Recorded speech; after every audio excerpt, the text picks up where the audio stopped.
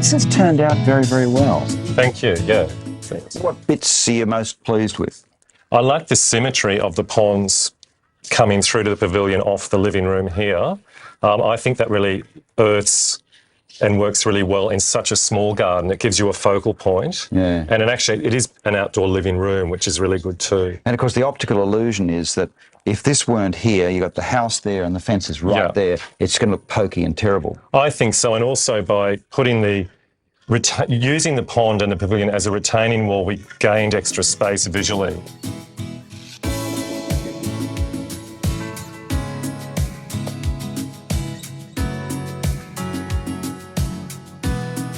In the old days, if we had a garden structure away from the house, it was more likely to be a gazebo or something. And I must admit, with their little walls all the way around them, they usually were fairly tiny and a table filled most of it. Yeah.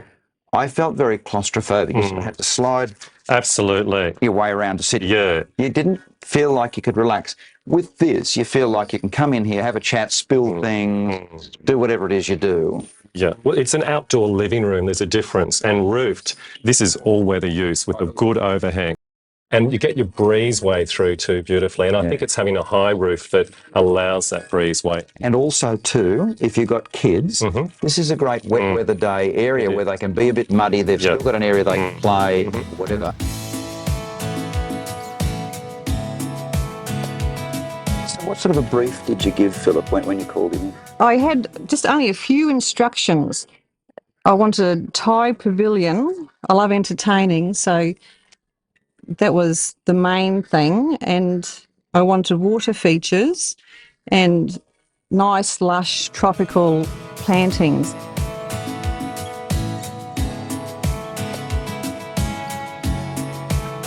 These days, there's far more interesting shapes of foliage than perhaps we've ever had available in the past. And I think we haven't even looked at them yet. There's so many wonderful plants, edible plants, ornamental plants, and it's just knowing how to make them work together and choosing ones that have reasonable maintenance qualities that aren't a nightmare.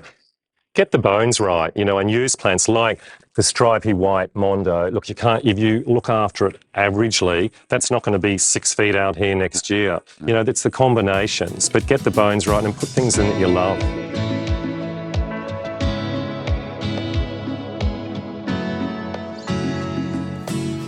I love this, which is obviously something you do a bit of. What do you call it? Santa Fe, Moorish? Kind of almost adobe, but it's just a bit of sculptural stuff that's tying the house in to being a wooden house into the, masonry elements, and just a bit of a gateway to lead you through to another area.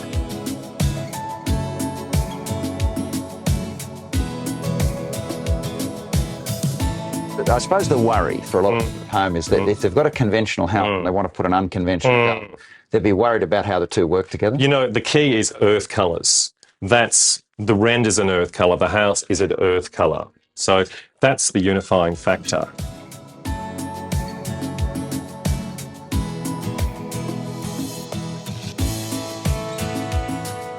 Now that it's all completed, the whole neighbourhood comes around. Oh, it certainly does. We have a great time here.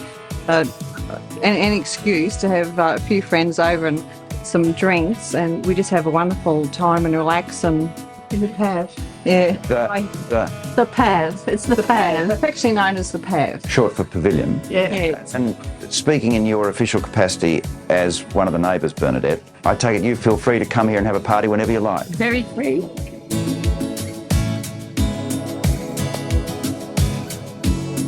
Sometimes I think I have to pinch myself to think that this is my garden, and I get so much enjoyment from it. It's just wonderful.